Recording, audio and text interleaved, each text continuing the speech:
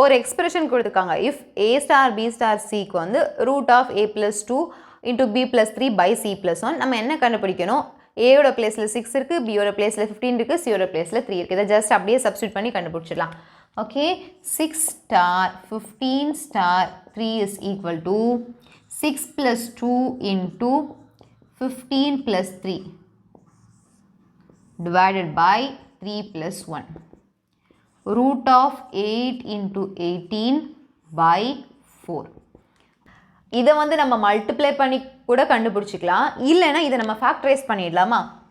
2 into 4. ஏன்னா 4க்கு வந்து நமக்கு ஸ்கொயர் ரூட் இருக்குது. 2 into 4ன்னு பண்ணிக்கலாம். இது 9 2s are 18.